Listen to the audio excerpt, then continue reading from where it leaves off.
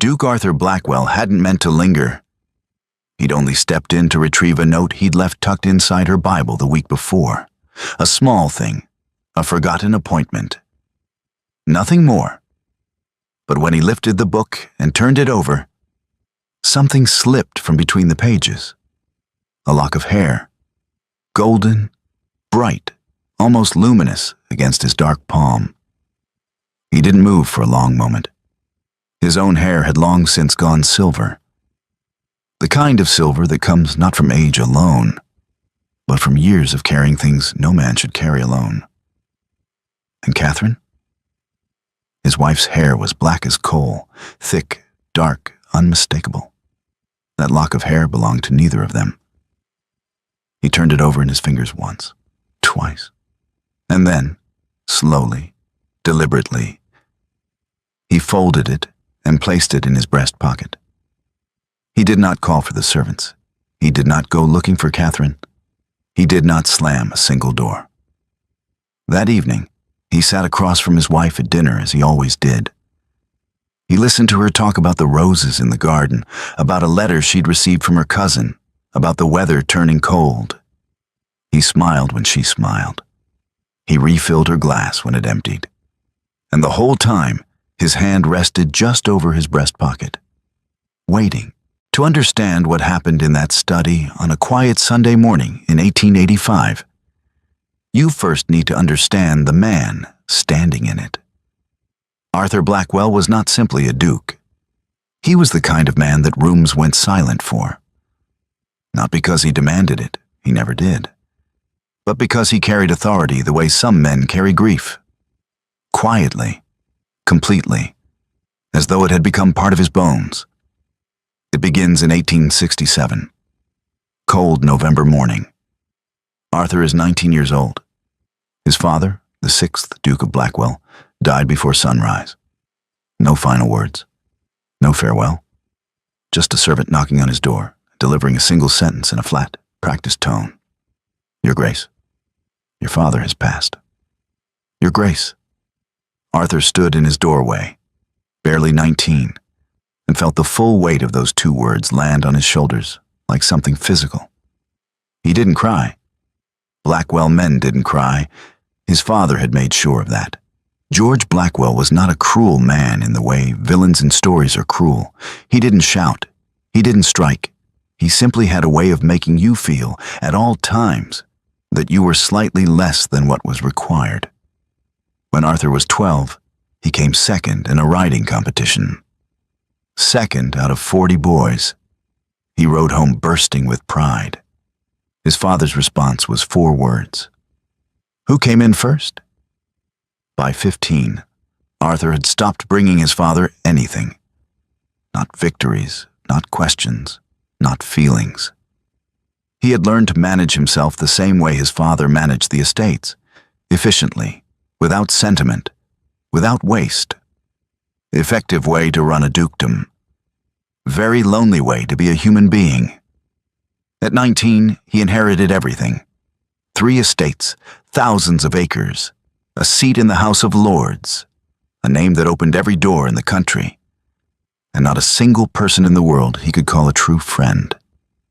He was, by every measurable account, an exceptional duke. But his house was quiet. Then came Eleanor. Lady Eleanor Voss. She laughed too loudly, argued with bishops, left books open face down on every surface. She was, in short, chaos. And Arthur Blackwell fell in love with her so completely and so helplessly that it frightened him. For 3 years, he knew what happiness was. Not the grand theatrical kind, just the small daily kind. Waking up next to someone who was genuinely glad you existed. Then, in the winter of 1872, Eleanor became pregnant. The birth came early, long, brutal. Arthur waited in the corridor outside, and those hours were the longest of his life. A nurse came out. Eleanor had not survived. The baby, a boy, had not survived either. Arthur thanked her quietly, the way you thank someone for delivering any piece of information. He walked home through the London streets alone, in the dark in February, and somewhere between the hospital and his front door, he made a decision. Not with words, but in the deep and wordless way that people make the decisions that shape the rest of their lives. He decided not to feel it. He decided to become marble. For 7 years he functioned. He managed. He fulfilled every obligation that came with his name. But the house was quiet again. And this time, Arthur had made sure there was nothing in it to disrupt that quiet. No laughter too loud, no books left face down, no humming, just efficiency. Just the cold, perfect machinery of a well-run life. That is the man who would pick up that lock of golden hair on a Sunday morning in 1885. A man built from loss, sealed shut by design, who had once known what it felt like to be loved, and had spent years convincing himself he was perfectly fine without it. Remember that? Because everything that follows depends on understanding exactly how much Arthur Blackwell had to lose, and how little he believed he deserved to keep it. Before we go any further, we need to talk about Catherine, because this story is not just Arthur's. Catherine Ashford was born in 1857. On paper, the Ashfords were a respectable family. Old name? Good bloodline. A modest estate in Wiltshire. And a father, charming, witty, the kind of man people were always genuinely glad to see walk into a room. What people didn't see was what happened after the dinner parties ended. Lord Ashford had a gift for many things. Financial management was not among them. For years, quietly, methodically, the way slow disasters always unfold, he made bad decision after bad decision. Bad investments, bad loans, bad pride mostly. The kind that keeps a man from admitting he needs help until it is far too late for help to matter. Catherine knew. She had known since she was 12 years old, creeping downstairs for a glass of water and finding her father at his desk at 3 a.m, staring at a column of numbers with the expression of a man staring at his own grave. She never asked him about it. That was not how the Ashford household worked. You didn't ask. You observed. You adapted. You kept your face composed and your voice light, and you made sure that whatever was breaking on the inside never showed on the outside. Catherine became very, very good at that. In the spring of 1874, when Catherine was 17, her father died. The official cause was heart failure. Catherine was the one who found him. She closed the door. She sat on the floor of the hallway outside it for a long time, very still, staring at nothing. And then she stood up, straightened her dress, walked to the top of the stairs, and called for the housekeeper in a calm, clear voice. "Mrs. Peel, please send for the doctor. I'm afraid my father has had a heart attack." She protected him, even then, because the truth would have destroyed what little was left. She told no one. Not ever. She carried it alone. Quietly. Completely. As though it had become part of her bones. Sound familiar? After her father's death, Catherine's world shrank fast. The estate was sold. Her mother faded into fragility. At 17, Catherine became the person who held everything together. Managing money, maintaining appearances, keeping the Ashford name from sliding entirely into obscurity. By 22, she had looked directly at loss, shame, poverty, and isolation, and she had not looked away. She had not collapsed. She had not become bitter, though God knows she had every right to. She had simply kept going. She had become, without anyone noticing, formidable. It was November of 1879 when she met Arthur Blackwell, a music evening in London. Catherine sat down at the piano and played Schubert. And something about the way she played, no performance, no sideways glances at the audience, just complete and total honesty, made a closed-off Duke standing at the back of the room stay when he had been planning to leave. They were introduced briefly afterward. 2 sentences, then separated by the movement of the room. But on the carriage ride home, for the first time in years, Arthur Blackwell was not thinking about his estates. He proposed 6 weeks later, in his study. No flowers, no performance, just honesty. "I cannot promise you poetry," he said. "I cannot promise that I'll always know how to be what you need. I have been alone for a long time, and I am not entirely sure I remember how to be otherwise." He looked at her steadily. "But I can promise you respect. I will never diminish you. And I will make sure you and your mother never worry about money again." A long silence. "That is what I am offering. I understand completely if it isn't enough." Catherine looked at him for a long moment. Was it relief she felt? The overwhelming physical relief of knowing the financial terror shadowing every day of her life would simply end? Was it something she'd felt watching this careful, closed-off man laugh for the first time at that dinner party? Was it calculation? Was it something softer than all of that? Something she wasn't ready to name yet? "It's enough," she said. They married in February of 1880, and Lady Catherine Blackwell moved into the most beautiful, most comfortable, most quietly lonely house she had ever seen. Here is what the world saw. A perfect match. A distinguished duke and his elegant young wife. Here is what no one saw. 2 people who had each become experts at surviving and had absolutely no idea how to do anything else together. But that's the thing about 2 people who have spent years carrying impossible weights alone. Sometimes, without meaning to, without even noticing, they start caring for each other. Marriage, as it turns out, is not a destination. It's a negotiation. A daily, largely unspoken negotiation between 2 people who have brought all of their history, all of their damage, all of their carefully constructed walls into the same house, and are now expected to build something new out of all of it. Arthur and Catherine were not good at this. Not at first. But they were trying. The first months were polite. Achingly, exhaustingly polite. Breakfast at 8. Arthur read the newspaper. Catherine read whatever was on her nightstand. They discussed the weather, estate matters, letters received, unfailingly courteous, never argued, never raised their voices, never said anything real. Arthur kept his distance, because distance, for him, had always been self-preservation. Catherine didn't push because she could feel, with the instincts of someone who had never been able to afford a misread situation, that this man was fragile in a way he would never, in 1,000 years, have called himself fragile.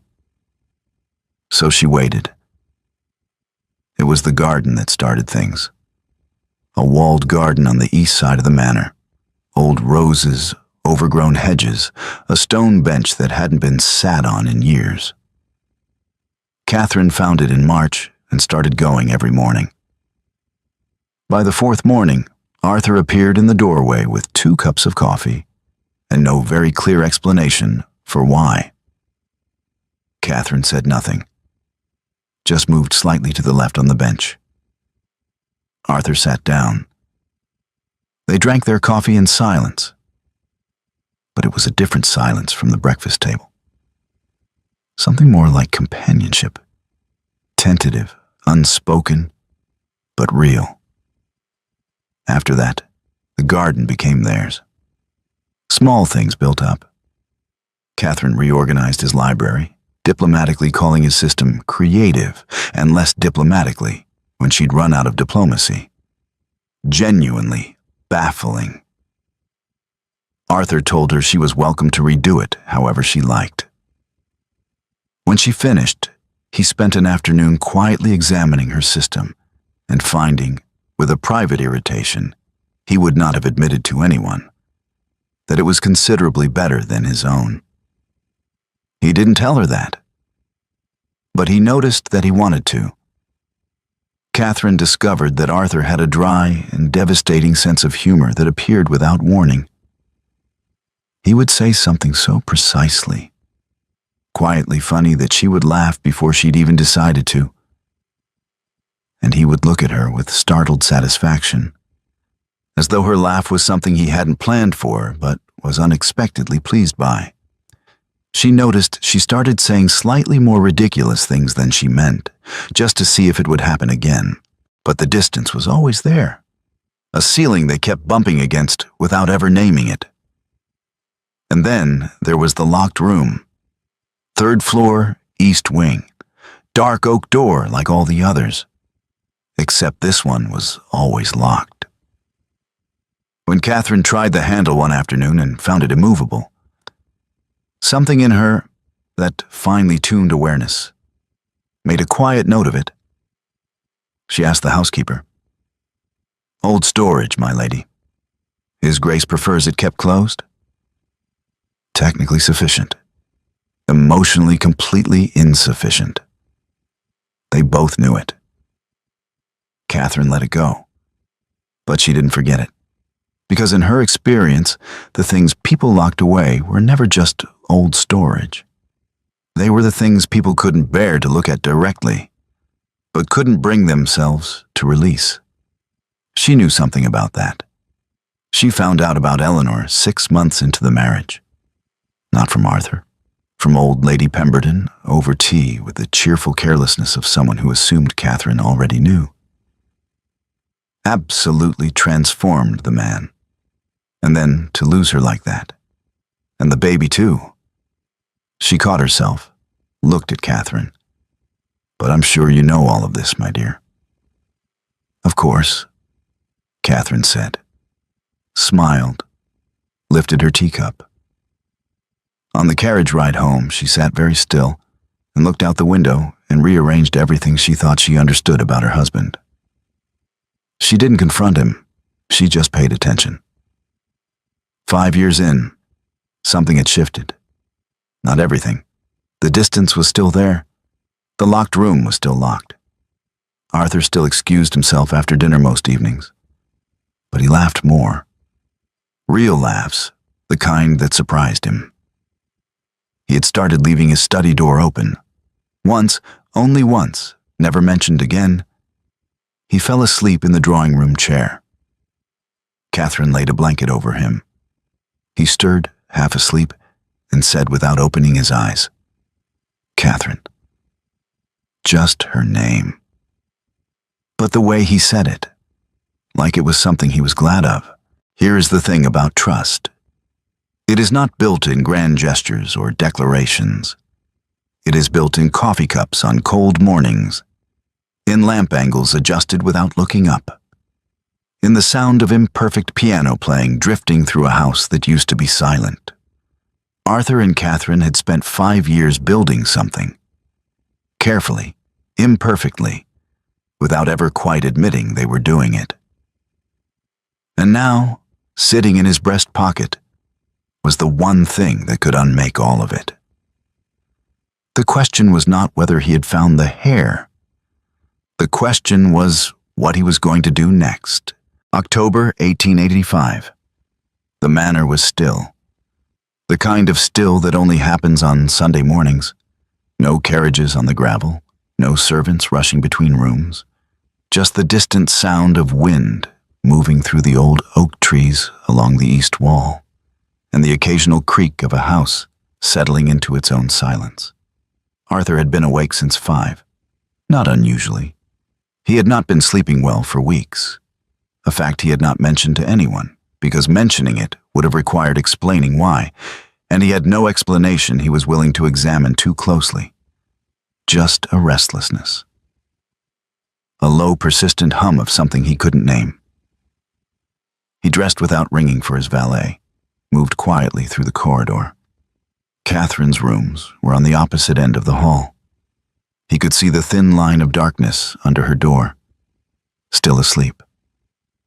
He went to his study first, sat at his desk, opened a letter from his solicitor that he'd been avoiding for 3 days, read the first paragraph twice without absorbing it, and then remembered the note. A small thing. A meeting with his land steward, rescheduled twice. He had written the new date on a slip of paper and tucked it, hastily, absently, the way you put things down when your mind is elsewhere, into the nearest book at hand, which had apparently been Catherine's Bible. He hadn't noticed until the following morning. And then he told himself he'd retrieve it later. And later had become a week. He crossed the corridor and opened the door to Catherine's study. Her room was different from his. His study was ordered, precise, everything in its place, nothing on the desk that didn't need to be there. Catherine's study was ordered too, but warmer. Books doubled up on shelves. A small vase of dried flowers on the windowsill. Letters stacked carefully, but with that particular quality of having been read more than once. Her Bible was on the small table beside her reading chair. Arthur picked it up, turned it over, began to flip through the pages looking for the slip of paper. It fell out before he found his note. One moment it wasn't there. The next it was drifting, slow and weightless, down toward the floor. He caught it. He stood very still. A lock of hair. Golden. Not the dull flat gold of aging, but bright, almost luminous. Young hair, tied loosely with a thin piece of ribbon that had once been blue and had faded to almost nothing. He turned it over in his fingers. His own hair had long since gone silver. Catherine's was black as coal, thick and dark. Never anything other than black as long as he'd known her. This hair belonged to neither of them. He stood in his wife's study in the early morning light and looked at what he was holding. And the thing that would stay with him, the thing that would come back to him in the sleepless nights that followed, was not the jolt of it, not the sharp, nauseating lurch of suspicion. It was the ribbon, the care with which it had been tied, the way the hair had been folded and preserved between the pages of her Bible, of all books, her Bible, the one her mother had given her, the one she had carried from the Ashford house through everything, the one he had seen her hold on the nights when she thought no one was watching. You don't keep something like that unless it matters to you enormously. He could have called for her, could have walked down the corridor and knocked on her door and held it up and asked, simply, directly, "Whose is this?" He didn't. He folded the hair carefully, placed it in his breast pocket, found his note. It had been 2 pages further along, and tucked it into his coat. Then he left the room, exactly as he had found it, and went back to his study. At 8 o'clock, breakfast was served. Catherine came down in her morning dress, hair pinned loosely, still waking up. She poured her tea, asked about his plans for the day, mentioned a letter she'd received from her cousin in Bristol. Something funny her cousin's youngest had done. She couldn't remember exactly, but it had made her laugh. Arthur listened. He asked a question about the cousin, said something that made Catherine smile, drank his coffee, and the whole time his hand rested just over his breast pocket, just over that small, folded weight. Waiting. He could not have told you, if asked, what exactly he was waiting for. He was not by nature an impulsive man. He did not make decisions without information.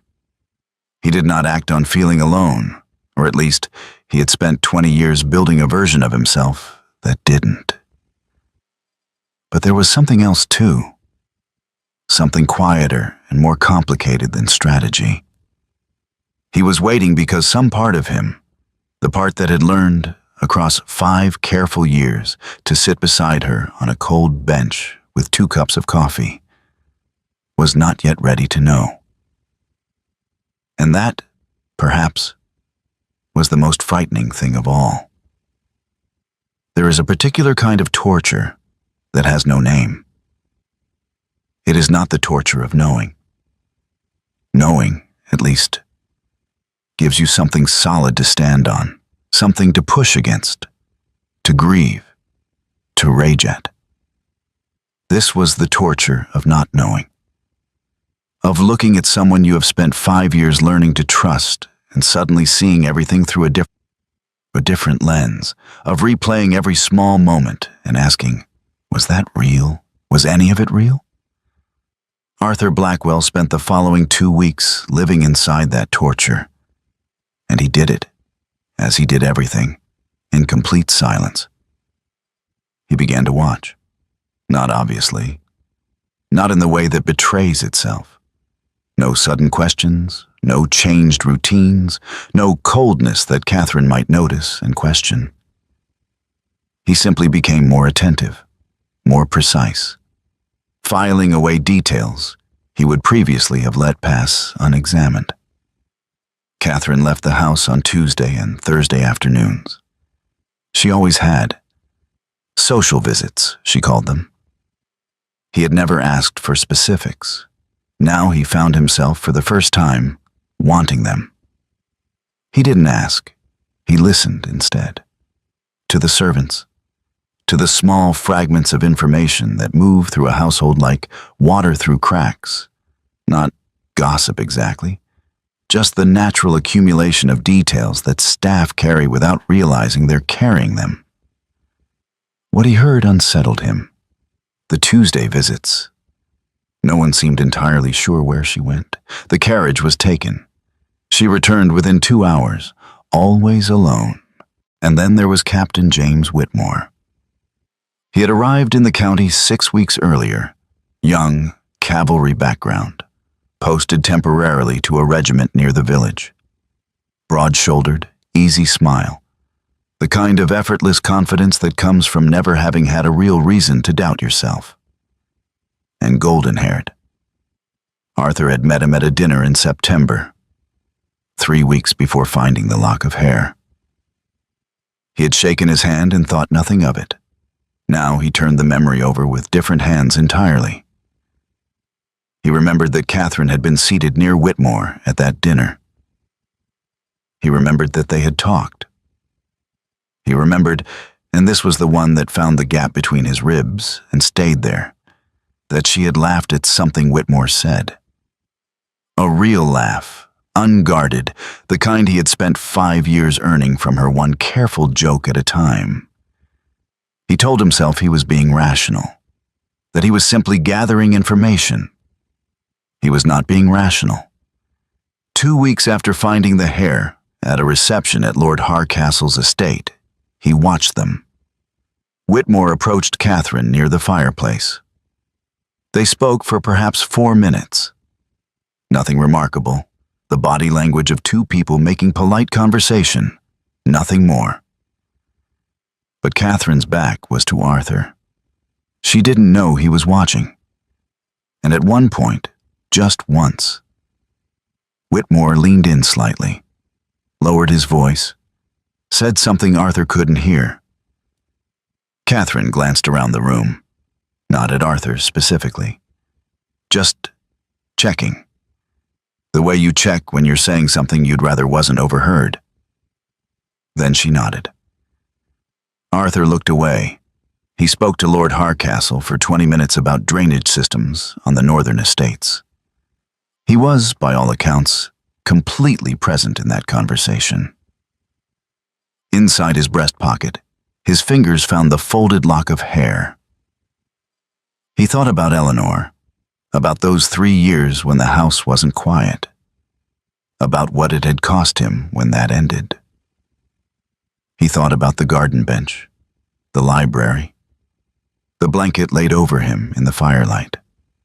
He thought, I cannot survive this twice. And then he thought, I need more information. He also thought about his nephew, Edward Blackwell, 28, charming in the way that costs nothing and means nothing. He had always circled Catherine with a particular attention that Arthur had noticed and dismissed. Edward was a man who circled everyone. It meant very little. Now Arthur found himself reassessing. Edward had been at the house twice in the past month. Both times he had sought out Catherine's company with a persistence that, viewed through the new lens, looked less like ordinary sociability and considerably more like something else. On his second visit, Arthur had come around the corner of the library to find them standing close together near the window. Edward speaking in a low voice, Catherine with her arms crossed and her expression closed. When she saw Arthur, something in her face shifted. Not guilt exactly, something more complicated. "Edward was just leaving," she said. Edward smiled. "Indeed. Always a pleasure, Uncle." Arthur had watched him go and said nothing. But that closed expression on Catherine's face, that something complicated. He turned it over for days afterward, trying to decide what it meant. He could not. Jealousy is a quiet poison. It doesn't announce itself. It doesn't arrive with trumpets and accusations. It just settles in, gets into the water supply. And then everything you look at has a slightly different taste, and you can't remember anymore what anything tasted like before.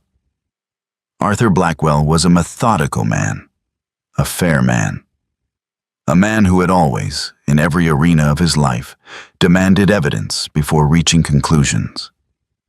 But he was also a man who had been alone for a very long time before a Catherine.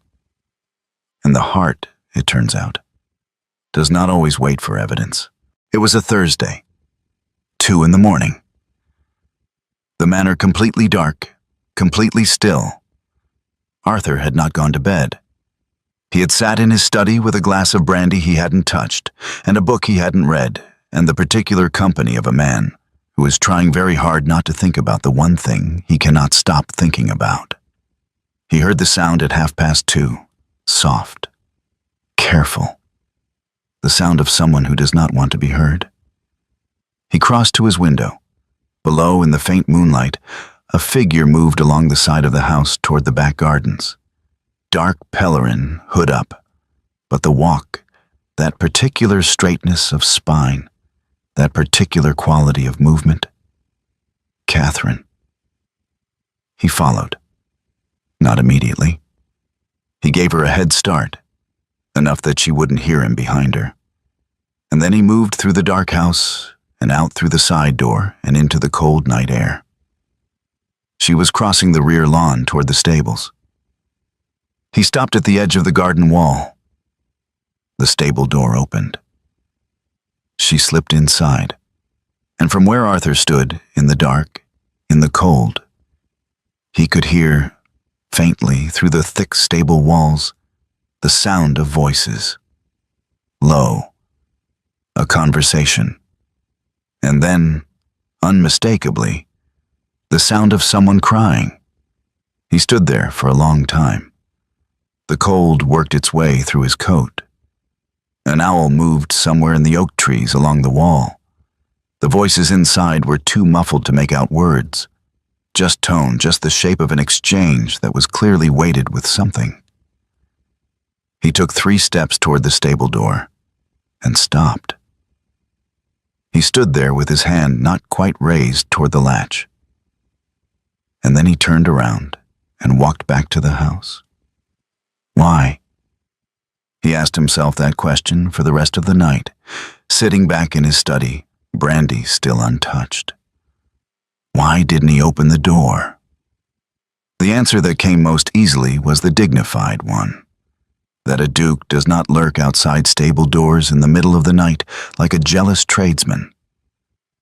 That he would confront this in his own way, in his own time, with evidence rather than instinct. That answer was not entirely false, but it was not entirely true either. The truer answer, the one he circled and wouldn't quite land on, was simpler and considerably less dignified. He was afraid of what he would find. The next morning, Catherine came down to breakfast, looking tired. She poured her tea, mentioned that she hadn't slept well. The wind, she thought. Something in the eaves. Arthur looked at her across the table. "You should rest today," he said. "I'm fine," she said, smiled at him, reached for the toast. And he watched her hands, those steady, composed hands that never gave anything away, and thought about the sound of crying drifting through stable walls in the middle of the night. He said nothing. That afternoon, he went to his solicitor. Not about the estates, not about legal matters. He asked quietly about the process for amending a will. There are men who, when faced with the possibility of loss, fight. They confront, they demand, they make noise. And then there are men like Arthur Blackwell, men who have survived loss before by going very still, very quiet, very cold. Men who start, without fully realizing it, to prepare. He was not giving up on Catherine. He was doing something more dangerous than that. He was protecting himself. And the saddest thing about that, the thing that would come back to him later with full force, was that Catherine, in her own way, had spent years doing exactly the same thing. Two people, building walls against each other, out of the same fear, with the same hands. 3 days after the night visit, Arthur went to London. He told Catherine it was estate business. It was not entirely a lie. He did meet with his solicitor that morning, signed 3 documents, made 2 amendments to his will with the quiet efficiency of a man who has decided that preparation is the only thing he can control. Then he walked to Garrard's. Garrard's on Regent Street, the finest jewelers in England. The kind of establishment where the carpets are thick enough to swallow sound, and the staff have perfected the particular expression pass of respectful discretion that says, "Whatever you are here for, we will not ask questions." Arthur had been here before. Anniversary gifts mostly. Careful, appropriate choices. Things a duke gave his duchess because it was expected. This was different. He asked to see the necklaces. The assistant brought 3 trays. Arthur looked at them with the same methodical attention he brought to everything. And then, on the 3rd tray, in the corner, almost understated against the more dramatic pieces beside it, he saw it. A single oval sapphire, deep blue, set in a fine chain of white gold. Simple, extraordinary. He had seen Catherine look at it once, 6 months ago, at a jeweler's in Bath. She had picked it up, held it for a moment, set it down. "Too much," she had said quietly. Not to him, to herself. He had said nothing at the time, filed it away without quite knowing why. He bought it without asking the price. On the carriage ride home, he sat with the small velvet box in his coat pocket and tried to understand what he was doing. He was not a man who acted without understanding his own motivations. That had always been, he felt, one of his more reliable qualities.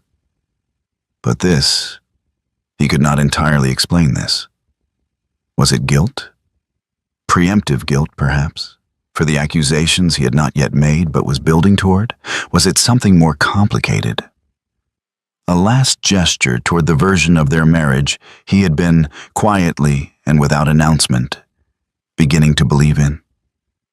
Or was it simply the act of a man who, faced with the possibility of losing something, suddenly understands for the first time exactly what it is worth?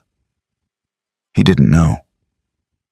He sat with the box in his pocket and watched the English countryside pass outside his window, and did not come to any conclusions. That evening at dinner, he waited until the plates had been cleared. Then he reached into his coat and placed the velvet box on the table between them. Catherine looked at it, then at him. "What is this?" "Open it." She did, and something moved across her face, not the polished gratitude of a woman receiving an expected gift, but something unguarded and brief and real. A flicker of something that looked almost like pain, before it resolved into wonder. "Arthur." Her voice was quiet. "This is... why?" He looked at her for a moment. "Because you deserve it," he said. She looked back down at the necklace. Her finger traced the edge of the sapphire very lightly. "Will you?" she started. Stopped. She lifted the necklace from the box and held it out to him. He stood, moved around the table, took it from her. His fingers worked the clasp at the back of her neck. The dark hair pinned up, the nape of her neck pale in the candlelight. And when it was fastened, she reached up and touched it once. Then she turned to look at him. And there it was, again. That thing he had been trying to name for 5 years. In her eyes, in the candlelight, steady and searching, and entirely unguarded. He held her gaze.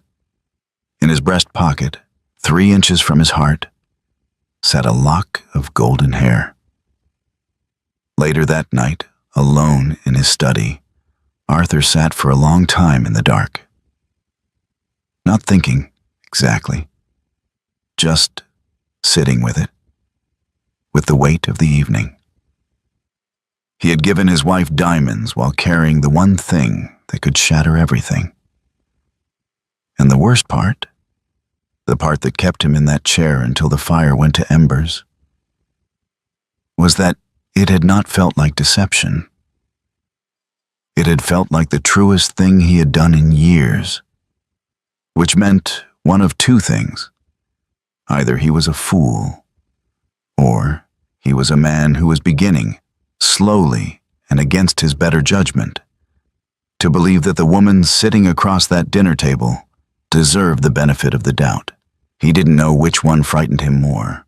Arthur Blackwell had always believed that the most dangerous thing a man could do was make a decision based on incomplete information. He had watched his father do it, had watched him move through the world with the absolute confidence of a man who confused certainty with truth, who made pronouncements, closed doors, ended conversations, all without ever fully understanding what he was pronouncing on. Arthur had spent his entire adult life doing the opposite. And so, 10 days after the night visit, 12 days after the diamonds, 23 days after finding the hair, he decided it was time to stop watching and start knowing. He began with the hair itself. He had a doctor, not the family physician, someone else. A quiet, discreet man in London he had used twice before for matters that required discretion. He rode to London on a Wednesday, told no one where he was going, and sat in a narrow Harley Street office while the doctor examined the lock of hair under a glass. The assessment took 10 minutes. Young, the doctor said. Very young. 15, perhaps 16. 17 at the outside. He looked up. Certainly not a grown woman's hair. And certainly not, a careful pause, a man's. Arthur rode home. A child. The hair belonged to a child.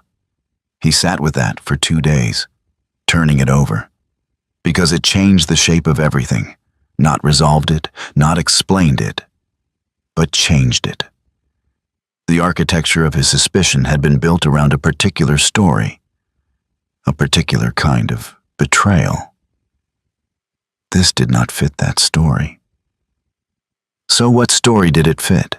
He went to the records room, his own records, the Blackwell Estate archives, kept in a locked room off the main library.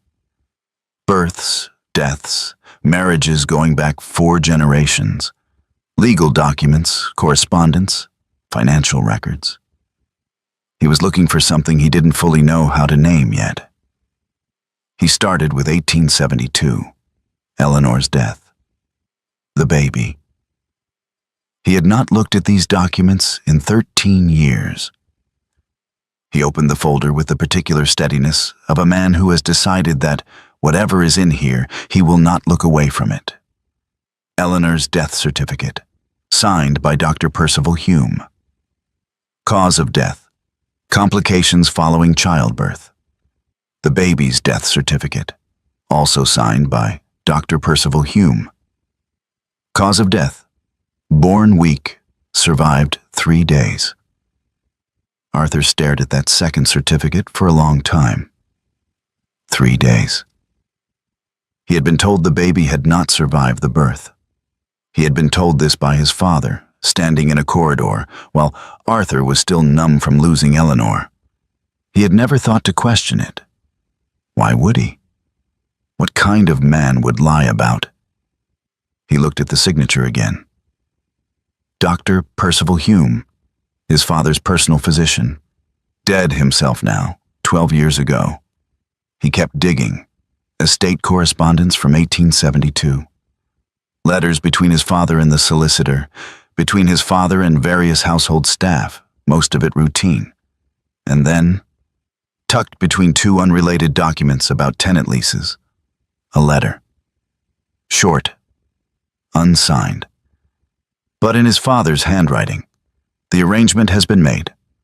The boy is placed with a family in the village of Caughton, North Yorkshire. The woman has been paid and understands the terms. This matter is closed. The date was March 1872, 3 weeks after Eleanor's death. Arthur read it twice. Then he set it down on the table, very carefully, as though it were something that might break. The boy. Not the body, not the remains. The boy is placed, present tense, active, living. He sat in that records room for a very long time. Outside, the autumn light moved slowly across the floor. Somewhere in the house, a clock struck 4, then 5. He thought about his father. About those 4 words. Who came in first? About the man who had looked at a 19-year-old boy in a doorway and handed him the word, "Your Grace," like a weight rather than a gift. A man who had looked at a newborn, his own grandson, and decided that the inconvenience of his existence outweighed his right to live in the open. A man who had let his son grieve a child that was not dead. He thought about Catherine. The Tuesday visits, the Thursday visits. The stable, in the dark, at 2 in the morning. The voices. The crying. The lock of golden hair. Preserved in the pages of a Bible, like something sacred. Something shifted. Slowly, the way tectonic things shift. Not all at once, but with the particular irreversibility of things that cannot be undone once they've started moving. He needed one more thing. He needed a name. He needed to find Mrs. Hargrove. There is a specific kind of shame that has no adequate description. Not the shame of having done something wrong. The shame of having been wrong. About someone who deserved better from you. Arthur Blackwell had built a case. Methodically, carefully, with the full force of his considerable intelligence. He had built it against the wrong person. He didn't know that yet. Not completely, not with certainty. But sitting in that records room, with his father's letter in his hand, he was beginning, with the same methodical honesty he brought to everything, to suspect it. Caughton was a village in North Yorkshire that existed, as far as the rest of England was concerned. Not at all. No railway stop. No coaching inn of note. Just a cluster of stone houses on a hillside. A church with a leaning spire. And the particular quality of silence that belongs to places that have never been asked to be anything other than what they are. Arthur rode the last 4 miles alone, having sent his carriage ahead to the nearest town. He did not want to arrive as a duke. He wanted to arrive as a man who needed information. And in his experience, dukes made people careful, and careful people told you very little. He found the house from the description in the estate correspondence. Small, well kept. A garden that someone tended with genuine attention. He knocked. The woman who opened the door was perhaps 70. White-haired, sharp-eyed, the kind of face that had once been handsome and had aged into something better, something with more character, more weather in it. She looked at him, and her face went absolutely still. "I knew," she said quietly, "that one of you would come eventually." She stepped back from the door. "You'd better come in." Her name was Margaret Hargrove. She had been Eleanor's head nurse, hired for the pregnancy, present at the birth, present for everything that followed. She told it without preamble, without drama, as though she had rehearsed it many times in the privacy of her own conscience and had long since run out of ways to soften it. The baby had been born small but alive. Eleanor had held him once, briefly, before she lost consciousness for the last time. The baby's name, Eleanor had said in that brief window, was to be William. 2 days later, Eleanor was dead. And George Blackwell, the 6th Duke, Arthur's father, had arrived from London within hours. He had gone directly to the room where the infant was being nursed. He had spoken to the doctor, Percival Hume, privately, for perhaps 20 minutes. And then Dr. Hume had come to Mrs. Hargrove with instructions. The child was to be placed. Quietly. A family had been identified. Decent people in Yorkshire. The boy would be cared for, provided for, financially, through a blind arrangement. He would never know his origins, and the death certificate would reflect that he had not survived. "I refused," Mrs. Hargrove said. "At first." She looked at her hands. "His Grace, your father, was not a man who accepted refusal. He made the consequences of my continued refusal very clear. I had a daughter, a grandson. She stopped. "I have lived with it every day since." Arthur sat across from her in a small, quiet room, while the Yorkshire afternoon went gray outside the window. "The family," he said, "the one he was placed with. The Hartleys. Good people. They had no children of their own. And the boy?" Mrs. Hargrove looked at him carefully. "He's not a boy anymore. He'll be 17 in December." A pause. "He's here, in Cawton. He's been here his whole life." Arthur was quiet for a long moment. "Does he know?" "No. The Hartleys raised him as their own. He knows nothing of his origins." Another pause. "But someone else came," Arthur said. It was not a question. Mrs. Hargrove met his eyes. "About 3 years ago, a woman, dark-haired. She said she was a distant relation of your late wife, doing genealogical research. Very composed, very careful with her questions." She paused. I recognized what she was really asking within about 10 minutes. "And you told her?" "I told her," Mrs. Hargrove said simply. "Because she deserved to know. And because—" She looked at him steadily. "I thought perhaps she might do what I hadn't been able to." Arthur rode back through the Yorkshire dark. The wind came off the moors, cold and direct, the way Yorkshire wind always does. No apology, no softening. He let it hit him. He thought about Catherine, 3 years ago, 2 years into their marriage, making a quiet journey to Yorkshire, asking careful questions, putting together the pieces of a puzzle that Arthur hadn't even known existed. finding a boy, and then saying nothing, not to him, not to anyone, carrying it, alone, the way she carried everything. He thought about the locked room on the 3rd floor. He thought about the stable at 2 in the morning. He thought about the Bible, the hair. And it came apart, finally, the whole constructed architecture of his suspicion, that careful, methodical case he had built stone by stone over weeks. It came apart not dramatically, not all at once, but with a quiet, devastating completeness, like a house that has been undermined at the foundations. He had watched her. He had followed her through the dark. He had amended his will. He had looked at the woman who had spent 3 years quietly, secretly protecting everything he hadn't known he'd lost. And he had wondered if she was betraying him.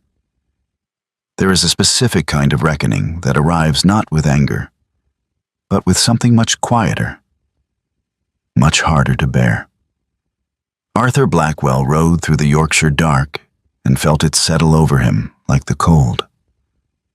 He had been wrong. Not just wrong. He had been looking directly at an act of extraordinary love, and he had mistaken it for its opposite. He arrived back at the manor past midnight. The house was dark except for a single light.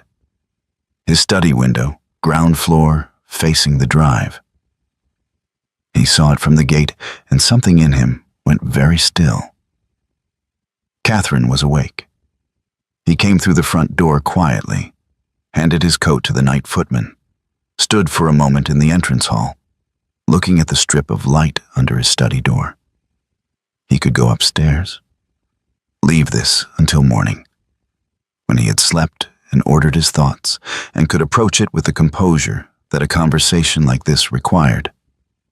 He stood there for perhaps 30 seconds. Then he walked to the study door and opened it. Catherine was sitting in the chair by the fire. Not reading, not writing. Just sitting, hands folded in her lap, in the particular stillness of someone who has been waiting and has made their peace with the waiting. She looked up when he came in. She looked not guilty, not frightened, just tired, in the deep way that has nothing to do with sleep. They looked at each other across the room. Arthur closed the door behind him. He didn't speak immediately. He crossed to the fireplace, stood with his back to it, looked at her. She held his gaze. And in that silence, that long, loaded, fire-lit silence, something passed between them that was more honest than anything they had said to each other in 5 years of careful, managed conversation. She knew where he had been. He knew that she knew. "How long?" he said finally. His voice was steady. He had made sure of that on the road home. "How long have you known?" Catherine looked at the fire for a moment. 3 years, she said. "Almost exactly. You went to Yorkshire?" "Yes." "You found Mrs. Hargrove?" "Yes." A pause. "And then you found him." She looked back at him. "Yes." He absorbed that. 3 years. She had been carrying this for 3 years, sitting across from him at breakfast, walking with him in the garden, laying a blanket over him in the firelight, carrying this the entire time. "Why?" he said, and then stopped, because the question had too many possible endings, and he wasn't sure which one he needed answered first. Catherine seemed to understand that. "Because," she said quietly, "I didn't know what your father had told you. I didn't know if you knew and had chosen to leave him there. I didn't know if you knew and couldn't face it. I didn't know anything except that there was a 16-year-old boy in Yorkshire who was your son and who had no idea who he was." She paused. "And I knew that if I came to you with it directly, and I had misread the situation, if you knew, if you had reasons I didn't understand, I could destroy everything. For you, for him, for... She stopped. For us, Arthur said. She looked at him steadily. Yes. He moved away from the fireplace, sat down in the chair across from her, the same 2 chairs they had occupied on 100 evenings, his book, her book, the fire between them. The Tuesday visits, he said. I go to see him. Through an intermediary. He doesn't know who I am. I arranged for him to have access to books, to a decent tutor. Last winter when he was ill, She paused. I made sure he had a good doctor. The night in the stable. Something moved across her face. He came to the village. He'd had a disagreement with the Hartleys. Nothing serious, just he's 17 and he's proud and he had nowhere to go. The intermediary contacted me. I went. You comforted him. He doesn't know who I am, she said again. He thinks I'm a friend of the family, someone who helped the Hartleys once. She looked down at her hands. He's very like you, she said quietly, in ways that have nothing to do with the hair. Arthur was silent for a long time. The fire settled. Outside, wind moved through the oaks. He reached into his breast pocket. He unfolded the lock of golden hair and held it in his open palm between them. Catherine looked at it, then at him. Her expression did not change, but something in her eyes, something she had been holding for 3 years, shifted. The Bible, he said. His hair. From the first time I met him. Her voice was very quiet. I know it was foolish to keep it where... No, Arthur said. She stopped. He looked at the hair in his palm for a moment. Then he looked at her. It wasn't foolish, he said. It was... He stopped, because he did not, in that moment, have words adequate to what it was. Here is what Arthur Blackwell understood, sitting in his study at 1 a.m. with a lock of his son's hair in his hand. He had spent 23 years grieving a child who was alive. He had spent 5 years living beside a woman who had found that child, protected that child, and said nothing. Not out of deception, but out of a care so careful and so complete that it had looked, to a man who had forgotten what being cared for felt like, exactly like its opposite. He had been wrong. He had been so profoundly, completely wrong. And she had never once in all of it, asked for anything in return. He closed his fingers around the hair. There is a ball, he said. The Blackwell annual ball, 3 weeks from Saturday. Catherine looked at him, uncertain where this was going. I would like, Arthur said, for certain things to be said, publicly, things that are long overdue. He looked at her, and I would like you to trust me with the rest. A long silence. Catherine, who had spent her entire life trusting only herself, because trusting anyone else had always been a luxury she couldn't afford, looked at this man across the fireplace. This careful, closed, marble man who had just ridden through the Yorkshire dark and come home, and sat across from her and said, "Trust me." "All right," she said. 2 people. Both of them experts at carrying impossible things alone. Both of them, in this moment, putting something down. 3 weeks. In the social calendar of English aristocracy, 3 weeks is nothing. A blink. Barely enough time to have invitations printed and returned. In the interior calendar of Arthur Blackwell, 3 weeks was an eternity. The preparations for the annual Blackwell ball proceeded as they always did. Mrs. Harrington moving through the house with her lists.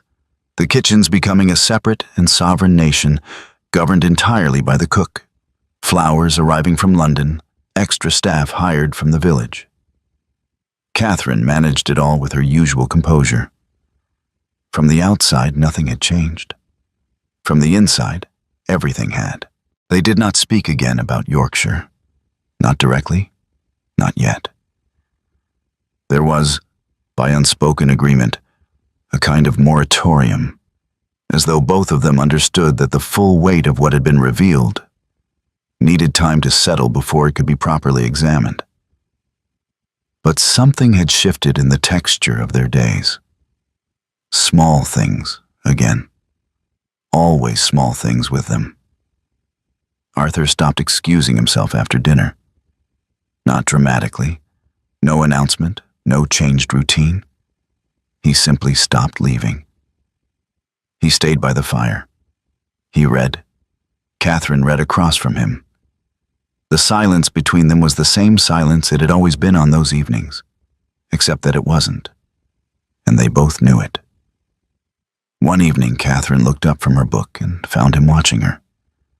Not with the measuring, careful attention of the past weeks. Something different. Something that had put down its armor. She held his gaze for a moment, then went back to her book. But she was not reading, and he knew it, and she knew he knew it. Edward Blackwell arrived 4 days before the ball, uninvited, or rather invited by the standing assumption that family attended the annual ball, an assumption Arthur had never previously thought to revise. He arrived with luggage for a week and the easy confidence of a man who has never been made to feel unwelcome anywhere. Arthur received him in the entrance hall. "Uncle." Edward, broad smile, hand extended. "Magnificent as always. The old place looks well." "Edward." Arthur shook his hand. "You're staying until the ball? If that suits." "Of course," Arthur said, and smiled. It was the smile of a man who has decided exactly what he is going to do and is, in the privacy of his own chest, entirely at peace with it. Edward, who was not a stupid man, felt something in that smile that he could not quite identify. Something that made him, very briefly, less certain of his footing. He dismissed it. He was good at dismissing things. Captain Whitmore received his invitation to the ball by post, as all local guests did. He accepted, as Arthur had known he would. Arthur had also, in the preceding 3 weeks, made certain quiet inquiries about Whitmore. Through the same discreet channels he used for everything. What he found was not what he expected. Whitmore had served in India for 4 years, decorated twice. He had a younger sister, the family's pride, who had died 3 years ago at 16 after a long illness. He was, by every account, a man of genuine character who had no known connection to the Blackwell family beyond the dinner where they had met. A man who had perhaps simply been kind to a woman at a dinner party. A woman who was, Arthur now understood, carrying an enormous secret alone, and had perhaps simply been grateful for an uncomplicated conversation. Arthur folded the report and put it in the fire. The night before the ball, Arthur went to the locked room. He stood outside it for a moment with the key in his hand. A key he had not used in 13 years, kept at the bottom of a drawer in his study under things he never moved. He unlocked the door and went in. It was Eleanor's sitting room. He had sealed it the month after she died and had not opened it since. Everything exactly as it had been. Her writing desk, her books, the small portrait of her mother on the wall, a vase that had once held flowers and now held nothing. 13 years of undisturbed dust. He stood in the doorway and looked at it. He had kept this room locked because he could not bear to clear it and could not bear to enter it. Because grief for a man like Arthur Blackwell had never been something that moved through and passed.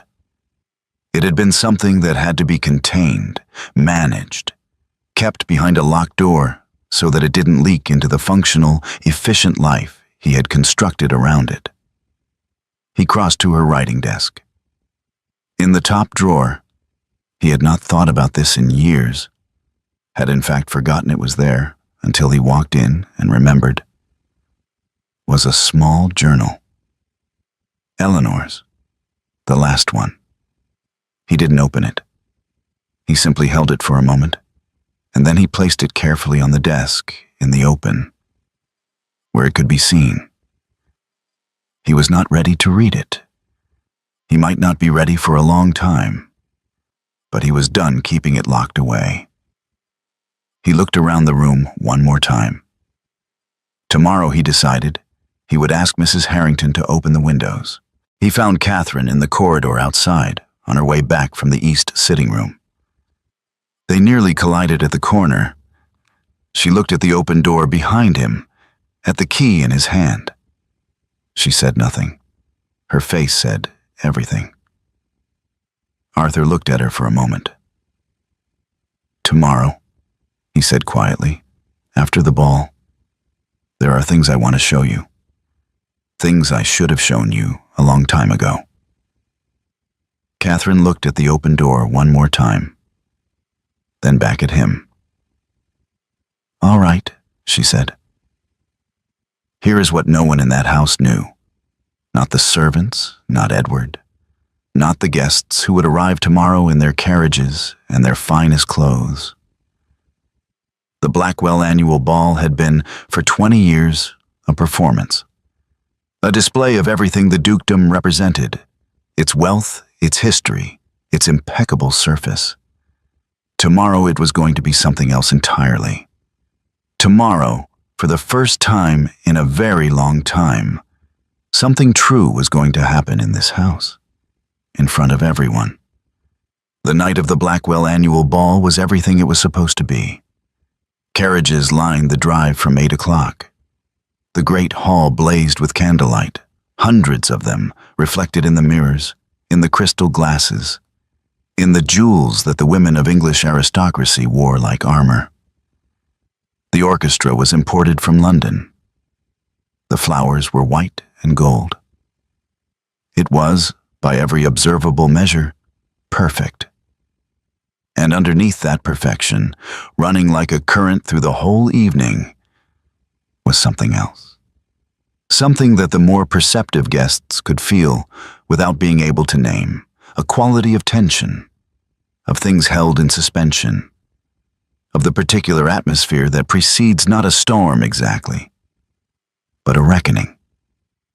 Catherine came downstairs at 8:30. The blue sapphire at her throat, her black hair pinned up with a simplicity that made every more elaborate coiffure in the room look effortful by comparison. Her face composed, as always, that perfect, practiced composure that had carried her through everything. Arthur was waiting at the bottom of the stairs. He looked up at her, and something in his face, brief, unguarded, gone before anyone else could have caught it, made Catherine's step slow for just a moment on the last stair. He offered his arm. She took it. The evening moved as these evenings always move. In currents and eddies, conversations begun and abandoned, alliances assessed and allegiances noted. The orchestra played. The champagne circulated. The machinery of English social performance turned with its usual relentless efficiency. Edward was in excellent spirits. He had been working the room for an hour by the time Catherine arrived. Charming the older women, flattering the younger ones. Saying the right things to the right men with the practiced ease of someone who has always understood that likability is its own kind of currency. He found Catherine near the fireplace at 9 and leaned in with a smile that was several degrees warmer than was appropriate. "You look extraordinary tonight, Catherine." "Thank you, Edward." Her voice was pleasant. Her eyes were not. "I've been meaning to speak to you, privately, about—" I don't think that will be necessary," she said. Something in her tone made him pause. No?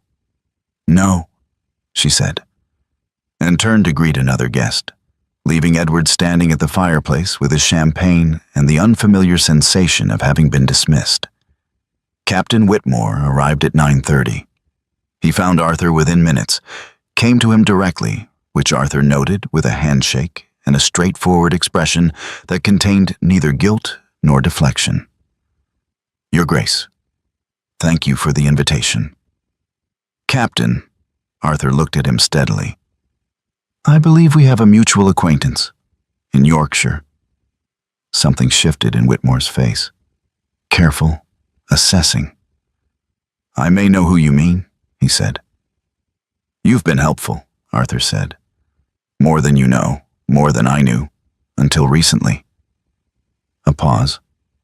Whitmore looked at him, then nodded, a small, precise nod that contained more than it appeared to. "He's a good lad," Whitmore said quietly. "I know," Arthur said. "I intend to make sure he knows it too." At 10 o'clock, Arthur set down his glass. He moved through the room quietly, the way he moved through everything, without announcement, without drama. He said something brief to the orchestra. The music slowed, stopped. The room noticed. Conversations tapered. Heads turned. Arthur stood at the center of the great hall. 200 people, the cream of English aristocracy. Every eye in the room on him, some curious, some wary, some already scenting something in the air and leaning in. Edward, across the room, straightened slightly. Catherine, near the east wall, went very still. "Ladies and gentlemen," Arthur said. His voice carried without effort. That was the thing about Arthur Blackwell. He never needed to raise it. "Most of you have attended this ball for many years. Some of you knew my father. Many of you have known me for most of my adult life." A pause. "You have also, I understand, known something of my wife's reputation of late?" The room went very quiet. Someone coughed. Edward's champagne glass tilted slightly in his hand. Arthur reached into his breast pocket. He removed the folded lock of golden hair and held it up, not theatrically, not for effect, just simply so that the people nearest him could see it. "This was found in my wife's Bible, a lock of golden hair. I am told that several of you are aware of this." He looked around the room. "You drew your own conclusions. I understand. I drew mine as well." He paused. "I was wrong." Absolute silence. 17 years ago, my father made a decision. He decided that my son, my firstborn child born of my late wife Eleanor, was better off dead in the official records than alive in the world. He arranged for the boy to be placed with a family in Yorkshire. He paid for the silence of everyone involved. And he told me my child had not survived. The silence in the room had a different quality now, denser, heavier. I did not know. I want to be entirely clear about that. I did not know. He turned. Catherine was looking at him from across the room. Her face, for once, for the first time perhaps in her adult life, was not composed. Her eyes were bright. Her hands were still. 3 years ago, Arthur said, my wife discovered what my father had done. She made a quiet journey to Yorkshire. She found the woman who had been present at my son's birth. She found the family he had been placed with. She found him. He held Catherine's gaze. And then she spent 3 years making sure he was safe, educated, cared for, without telling me. Not out of deception, out of a care so complete and so careful that she was willing to carry it entirely alone, rather than risk doing it wrong. A pause. The hair in the Bible belonged to my son. She kept it the way you keep what is most precious to you. He was still looking at her. Catherine Blackwell did not betray me. She protected everything I didn't know I had lost. He crossed the room. The crowd parted, not consciously, just the instinctive movement of people making way for something they recognize without being able to name it as significant. He stopped in front of Catherine. She was looking up at him. Her eyes were full. She was not quite crying, but it was a near thing. He took her hand. And then, Arthur Blackwell, Duke of Blackwell, in front of 200 members of the English aristocracy, he went down on one knee, not for show, not for the room. "I am sorry," he said, quietly, just for her. "For every week I spent doubting you. You deserved better from me." Catherine's composure finally broke. Not dramatically, just a single tear and the kind of exhale that comes from putting down something very heavy. She squeezed his hand. "Get up, Arthur," she said. Her voice was unsteady. "People are staring." "Let them," he said. He stood. He turned to face the room. His eyes found Edward, still at the fireplace, his champagne glass now entirely still in his hand. The easy confidence was gone. Something else in its place. The particular expression of a man who has spent years betting on a particular outcome and has just watched it become impossible. Arthur looked at him for a long moment. "Edward," he said, pleasantly, "I think it would be best if you arranged to leave tomorrow morning. We can discuss the details of your allowance in due course. Tonight, I'd like you to leave quietly." Edward opened his mouth, closed it, put down his champagne, and left. Arthur turned back to the room. "I apologize for the interruption," he said. "Please, enjoy the rest of the evening." He nodded to the orchestra. The music started again. 200 people went home that night and talked about what they had witnessed for weeks afterward. Some of them had the grace to feel ashamed of the conclusions they had drawn. Most of them simply marveled at it, at the extraordinary, unlikely, quietly devastating thing they had seen in that room, a man, in front of everyone, choosing the truth over the performance, and a woman who had spent 3 years carrying an impossible thing alone, finally, putting it down. The house was quiet by 2 a.m. The last carriages had gone. The candles were being extinguished one by one, the great hall returning to shadow. The orchestra had packed their instruments. The flowers would be taken down tomorrow. Arthur and Catherine sat in the garden. The same stone bench, the same east wall, the same old roses, bare now in late October, stripped back to their thorns. Neither of them had suggested it. They had simply both, independently, ended up there, as though the place that had started things between them was the only appropriate place for this. They sat for a while without speaking.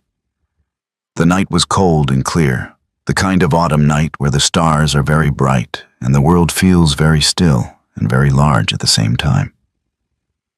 "Are you all right?" Arthur asked. Catherine considered it. "I think so," she said. "Ask me again tomorrow." He almost smiled. "How long has Whitmore known?" "About a year. He met William by chance. A riding accident near the village. William helped him. Whitmore noticed the resemblance." She paused. "He came to me. He didn't have to. He could have said nothing. He's a good man." "He is." A pause. "I owe him an apology," Arthur said quietly. Catherine looked at him. "You owe several people apologies?" "I know. Starting with yourself, possibly." He looked at her. "That," he said, "is a very Catherine thing to say." She almost smiled too. "Tell me about him," Arthur said. And Catherine did. She told him everything. The first time she had seen William, from a distance, across a village green, not knowing yet who he was, and already feeling something she couldn't explain. The way he moved. The particular set of his jaw when he was thinking. The books he liked. The way he had spoken to her, that night in the stable, not knowing she was anything other than a stranger. With a directness and a quiet dignity that had made her chest ache in a way she couldn't fully account for. "He has your stubbornness," she said. "That's not a Blackwell trait," Arthur said. "That's just a human trait. He has it more than most humans." Arthur was quiet for a moment. "When can I meet him?" Catherine turned to look at him. "I thought you might ask that," she said. "I've been thinking about how it should be done." "And?" "Carefully," she said. "He doesn't know who he is. That conversation will change everything for him. It needs to be done right," Arthur said. "Yes. Together." She looked at him. "Together," she agreed. They sat a little longer in the cold. After a while, without discussion, Arthur reached over and took her hand. Catherine looked down at their joined hands, then out at the dark garden. She did not pull away. There is a thing that happens between people who have both, separately, survived a great deal when they finally stop surviving separately. It doesn't announce itself. It doesn't arrive with a declaration or a dramatic moment. It just settles.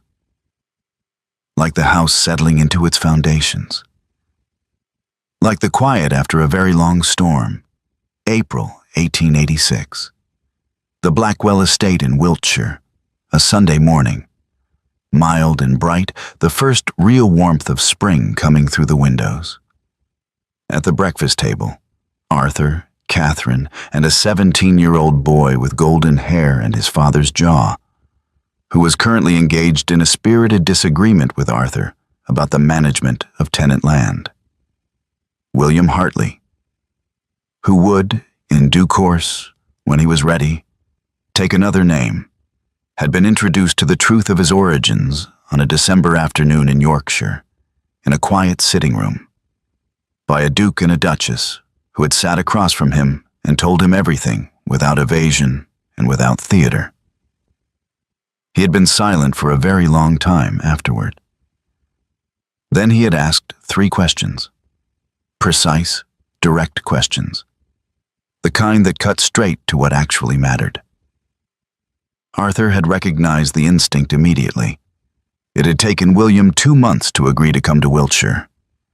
Another month before the formality and his bearing loosened enough that he would argue at the breakfast table. This morning he was arguing well. Catherine sat with her coffee and watched them. Arthur was leaning forward, making a point about drainage systems with an intensity that she recognized. That particular quality he had when something genuinely interested him. When he forgot to be reserved and was just himself. William was leaning forward in precisely the same way, making the counter-argument with a stubbornness that Catherine had predicted months ago on a cold bench in an October garden. She had been right about the stubbornness. She had been right about most of it. Upstairs, the locked room was no longer locked. The windows had been opened, as Arthur had said they would be. Eleanor's books had been dusted and shelved in the main library. Her journal, Arthur had read it, finally, over 3 quiet evenings in February, was on the desk in his study, no longer something to be contained, but something to be part of the house. Eleanor had called him Will in the last entry. If it is a boy, I should like to call him Will. It had taken Arthur 2 days to be able to tell Catherine that. She had not said anything. She had simply taken his hand. You're both wrong, Catherine said from behind her coffee cup. Two heads turned. The drainage issue on the north field has nothing to do with the embankment. It's the eastern boundary. I walked it last week. A pause. Arthur looked at William. William looked at Arthur. She's probably right, William said. She's always right, Arthur said. It's her most infuriating quality. Catherine smiled. This is where we leave them, not at the grand moment. Not at the revelation, or the apology, or the knee on the ballroom floor. Here, at a breakfast table in April. Three people who found their way to each other through loss and silence, and a lock of golden hair pressed between the pages of a Bible. A man who had spent 20 years grieving a child who was alive. A woman who had spent 3 years carrying a truth that wasn't hers to carry. Because sometimes the greatest loyalty is the kind that asks for nothing in return. And a boy who had spent 17 years not knowing who he was. All of them now beginning to find out. Thank you for being here and following this story all the way through. It means a lot to have you with us until the very end. I hope the story stayed with you in some way, wherever you're listening from. Let us know your city and what you thought about the story. We read every comment. We're always working to improve this channel and bring you even better stories. If you'd like to support us and be part of that journey, you can join the channel as a member for a small fee. And don't forget to subscribe so you won't miss what comes next.